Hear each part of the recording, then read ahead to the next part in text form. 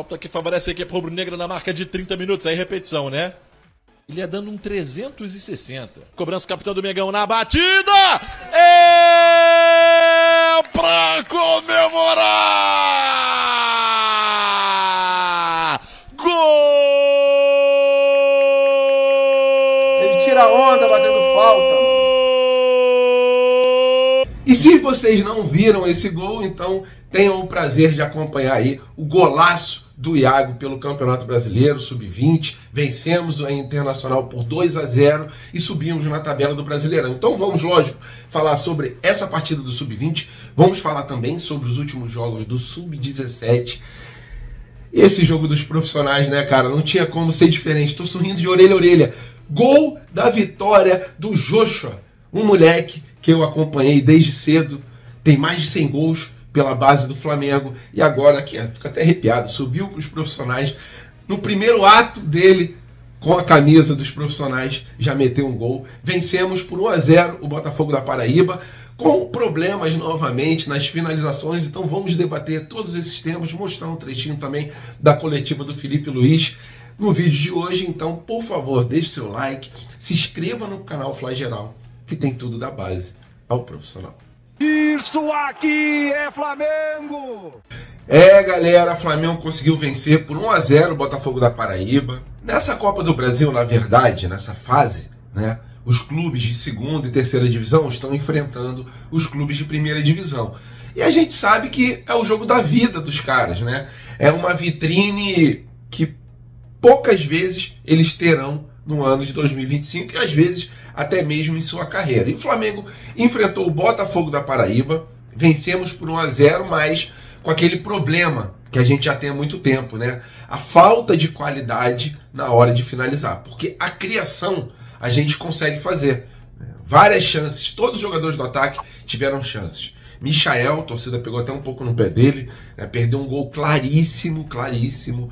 Bruno Henrique também, até conversei com meu filho, né?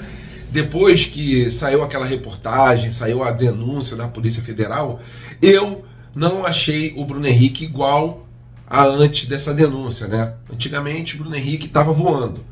Depois dessa denúncia, não sei se afetou um pouquinho a cabeça dele, mas ele parece desconcentrado às vezes dentro do gramado, tá? Mas excelente jogador. Por falar em gramado, o gramado estava péssimo na data de ontem, né? Um gramado muito fofo, dificultou a troca de passes, né, entre os nossos jogadores. Só que a finalização, o próprio Felipe Luiz falou após o jogo, vou até deixar um trechinho com vocês depois sobre a coletiva do Felipe Luiz, mas ele falou sobre o problema na finalização, que os jogadores se cobram bastante, né? Os atacantes, eles precisam de gols e todo mundo teve oportunidade, todo mundo perdeu gol. E o gol saiu justamente do Joshua. Então, segundo o Felipe Luiz, esse problema de finalização os próprios jogadores já detectaram, tá? Então, que eles treinem mais, que eles respirem um pouquinho mais fundo na hora que a bola chegar, porque a finalização é aquele último ato antes da bola balançar o barbante. E sobre o Joshua, né? Tenho que falar do Joshua. Eu posso falar do Joshua, de verdade. Isso aí, se tem alguém que pode falar tranquilamente sobre os jogadores da base, um dos canais, né, é aqui a Fla Geral, porque a gente já acompanha a molecada há muito tempo. Falar gente, porque eu e meu pai, né, eu considero sempre que o meu pai acompanha a base, né, meu pai que já foi em 2019, e ele estaria aqui vibrando. Até falei com meu filho, eu nem gosto de falar muito do meu pai, porque a emoção vem, né, mas até falei com meu filho, falei, filho, imagina o seu avô vendo um moleque da base fazendo um gol decisivo pelos profissionais. É realmente, eu lembro, me dá uma emoção e me deixa muito feliz, né?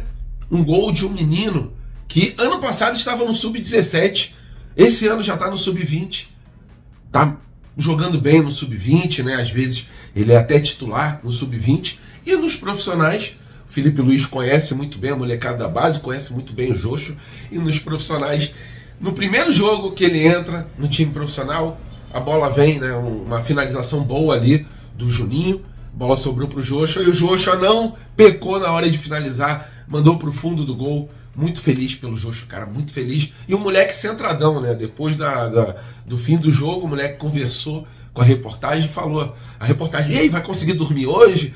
É muita emoção, não sei o que. Ele falou, eu vou conseguir dormir, que eu sou um cara tranquilo, graças a Deus. E eu sempre tive essa frieza, essa paciência, essa resiliência no meu dia a dia.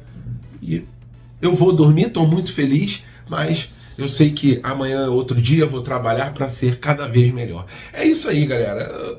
O Iago é um zagueiro que é da base também, que acredito eu que daqui a um tempo ele poderá ter chances no profissional, que é um moleque muito bom. Entre outros jogadores, né? Temos aí laterais direitos de muita qualidade, Daniel Salles, o Wanderson, entre outros jogadores também da base, cara. O Joshua, que volta e meia tá no time profissional, tá ali pelo menos sendo relacionado, de vez em quando entra. E é isso, galera. Pedro Leão é um desses jogadores que um dia pode também fazer parte desse grupo dos profissionais, ajudando no ataque. É um cara que faz muitos gols. E o Joshua, para quem não sabe, ele tem mais de 100 gols pela base rubro-negra. Chegou com o pé direito nos profissionais, com muito trabalho, muita paciência. A hora dele chegou e ele não desperdiçou a oportunidade. É isso, galera, sobre a partida de ontem. Desculpa aí minha emoção, porque às vezes falar do meu coroa já tem 5 anos, 6 anos que ele foi embora, mas parece que foi ontem. E quando a gente fala de base, a gente não tem como esquecer o Salim, o meu pai, o eterno vovô da Fla Geral.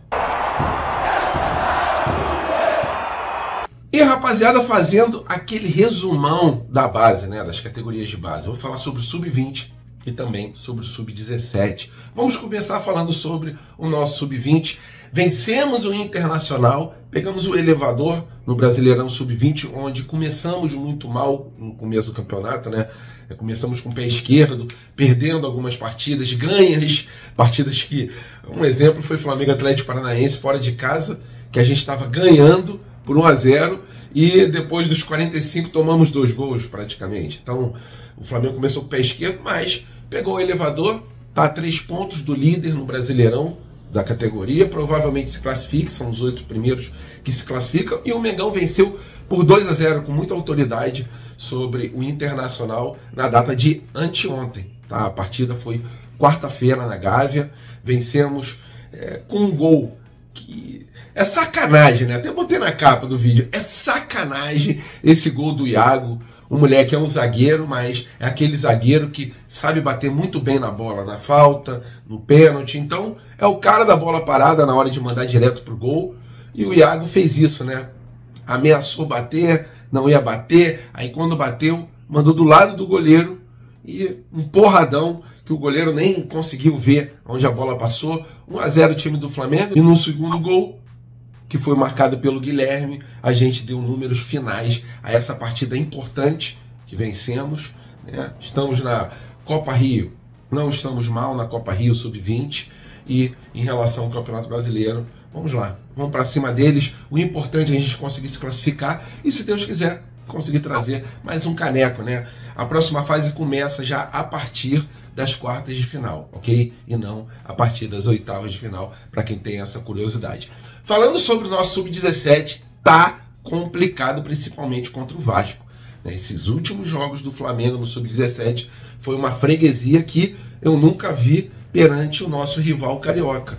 Eles ganharam na Taça Guanabara da gente, ganharam 2 vezes na Copa do Brasil, né? Venceu o primeiro jogo, eles venceram por 4-2, uma partida que no primeiro jogo o Rian Roberto fez um golaço, no segundo jogo o Rian Roberto estava muito gripado, só entrou no segundo tempo, mas não teve jeito, né? O Vasco venceu com um placar elástico, meteu 3-0 no Flamengo e infelizmente saímos da Copa do Brasil na semifinal. Tem jogadores com muita qualidade também no Sub-17, mas essas últimas partidas contra o Vasco foram partidas para a gente esquecer. Então, sobre a nossa base, é isso. Parabéns também à nossa molecada do Sub-15, que foi lá na Itália, fez barba, cabelo e bigode, eliminando a Fiorentina nas quartas de final. Na final pegamos o grande Manchester City, né? Botei até na capa lá o Guardiola chorando. É uma brincadeira, lógico, o Guardiola ele não treina no Sub-15, mas quando a gente fala de Manchester City, a gente lembra do técnico do time principal. E a molecada mandou muito bem lá na Itália. Vencemos um campeonato internacional, como se fosse um mundialito, Só fico triste de não ter tanta divulgação da molecada da base, porque eles merecem. E é aquilo que eu falei, né? Não adianta, mano. A diretoria... Ah, mas eu não vou mostrar jogo do Sub-17. Mas o Sport TV mostra jogo do Sub-17. Quando tem campeonato internacional, a gente vê o Sub-15, o Sub-16, né? Em jogos também fora de casa. Exemplo, quando a gente joga contra o Fluminense, aparece a transmissão do Fluminense. Então não tem muito esse de esconder. A gente precisa saber como joga a nossa molecada, e eu fico muito feliz de algumas vezes poder curtir não só o Sub-20, quanto também o Sub-17, independente do resultado, Sub-16, Sub-15. Então, parabéns à molecada por esse campeonato aí, Youth Cup Sub-15 2025, com destaque para o narrador italiano, que tirou muita onda. Quanta emoção que esse narrador italiano não passou nas partidas. Parabéns, não sei o nome do narrador, mas o cara tirou muita onda, melhor do que a maioria dos narradores aqui no Brasil, pelo menos é a minha opinião. O cara passa muita emoção narrando o jogo, e um dia eu serei narrador, e quando eu narrar vai ser passando toda a emoção possível. É isso sobre a nossa base. Falei um pouco também sobre o nosso time profissional, né? Da matéria de agora há pouco. E se vocês quiserem destacar qualquer coisa nesse vídeo aqui, por favor, destaquem. Desculpa o áudio, tô até com fone de ouvido. Meu microfone, na verdade, não ficou ruim. O que ficou ruim foi a entrada do meu celular em relação ao fone de ouvido. Então, por enquanto eu não ajeito essa situação, ou eu gravo no computador com uma qualidade um pouco pior, ou eu gravo com esse fone de ouvido, tá? E vocês depois comentem se ficou muito ruim a gravação com esse fone Bluetooth. É isso, fiquem com Deus, tenham aí um fim de semana abençoado, né? Hoje parece segunda-feira por causa do feriado de ontem, ou parece domingo, mas hoje na verdade é sexta-feira. Então, que vocês tenham um fim de semana muito abençoado, muito feliz, que eu tô sorrindo de orelha a orelha por causa também da nossa vitória, tanto nos profissionais quanto no Sub-20 pelo Campeonato Brasileiro. É isso, estamos juntos, fiquem com Deus, até a próxima e saudações. Criou muitas oportunidades, mas o que é que faltou para esse placar ser mais elástico, vamos dizer assim? O gramado contribuiu com essa questão, já que é um gramado fofo, pesado, e quem joga aqui normalmente no Castelão sente bastante. Bom, boa noite. Fizemos um jogo com muito volume, muita posse, criamos muitas chances e faltou fazer o gol. Faltou colocar a bola para a rede. E hoje era um daqueles dias assim que o brilho, né, na frente do goleiro estava apagado. Mas continuar trabalhando, continuar assistindo para poder evoluir nesse aspecto aí que os jogadores sabem, porque eles mesmos são os que mais se cobram e mais ficam doloridos quando erram gols, com uma oportunidade de fazer o que é mais bonito no futebol, que é fazer um gol e comemorar com a torcida. Quando eles não fazem, eu sei que eles ficam sentidos. E hoje todos eles do ataque tiveram chances e no final não, só quem fez foi o menino da base, né? Então, vamos continuar evoluindo nesse aspecto. O campo realmente sem palavras, sem condições. Sem condições. Mas prefiro olhar para onde eu controlo, que é a minha equipe, e agora pensar para frente. Felipe, boa noite, parabéns pela vitória. Muita gente fala que deveria ser elástico, enfim, o resultado, mas como você citou, o gramado teve foi um fator importante para atrapalhar o jogo do Flamengo, né? Como pegar esse jogo de hoje e pegar alguma coisa positiva e, sei lá, talvez colocar isso em algo positivo pro decorrer da temporada. Não, hoje temos inúmeras coisas positivas durante o jogo. A estreia como titular do João, não sentiu o jogo, tivemos minutos para jogadores que não vinham jogando tanto, tivemos uma atuação muito sólida, muito importante com esse gramado, conseguiram criar essas relações, conseguiram criar entre eles, faltou um pouco de ataque à profundidade, falei isso com eles, faltou a gente atacar mais o espaço, porque era onde a gente podia criar perigo, e um time tão fechado, momentos com uma linha de 5, outra de 4 dentro da própria área, fechado muito por dentro, então realmente os espaços que eles deixavam era mais pelas laterais do campo, e aí tivemos muito boas combinações e principalmente também o controle das transições, e a fase defensiva foi muito sólida, então saiu com muitos aspectos positivos do campo e alguns para corrigir. mas em geral, assim, ver jogadores atuando nesse nível de controle de bola, de domínio, essas relações